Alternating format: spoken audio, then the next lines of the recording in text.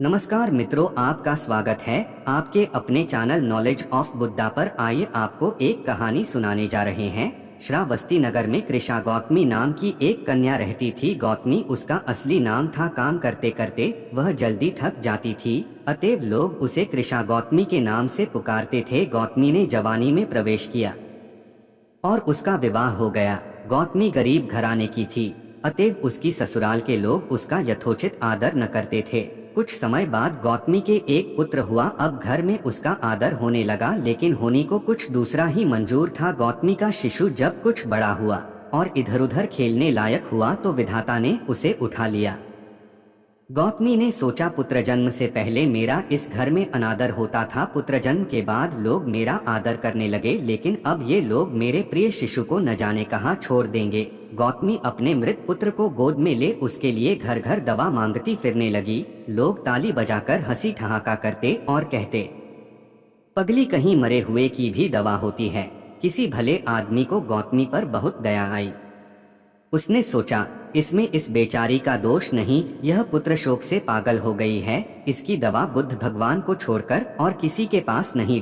उन्होंने कहा, माँ तुम बुद्ध भगवान के पास जाकर उनसे पूछो। गौतमी अपने शिशु को गोद में ले जहाँ बुद्ध पालथी मारे बैठे थे पहुंची और अभिवादन करके बोली, महाराज मेरे पुत्र को दवा दीजिए। तथागत ने कहा, तूने अच्छा किया जो यहाँ चली आई।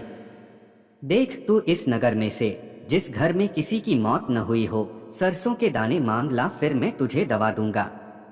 भगवान की बात सुनकर गौतमी बहुत प्रसन्न हुई और सरसों के दाने लेने के लिए चल दी। पहले घर में जाकर उसने निवेदन किया, देखिए बुद्ध भगवान ने मुझे आप लोगों के घर से सरसों मांगकर लाने को कहा है, आप लोग सरसों देने की कृपा करें। गौतमी के ये शब्द सुनकर एक आदमी झट से घर में से सरसों के दाने ले आया और गौतमी को देने लगा। गौतमी ने पूछा, पहले यह बताइए कि इस घर में किसी की मौत तो नहीं हुई।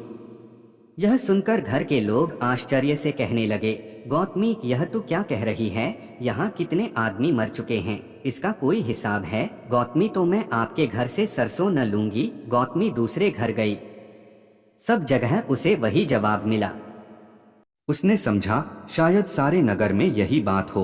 उसे एकदम ध्यान आया कि बुद्ध भगवान ने शायद जानबूझकर ही मुझे सरसों मांगने के लिए भेजा है। वह शीघ्र ही अपने मृत पुत्र को नगर के बाहर श्मशान में ले गई।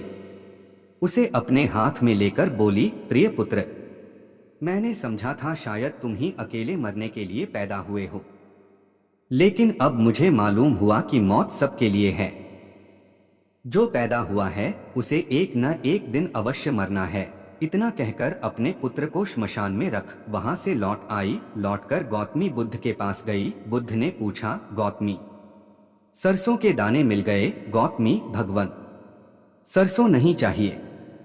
गौतमी पूरी बात समझ गई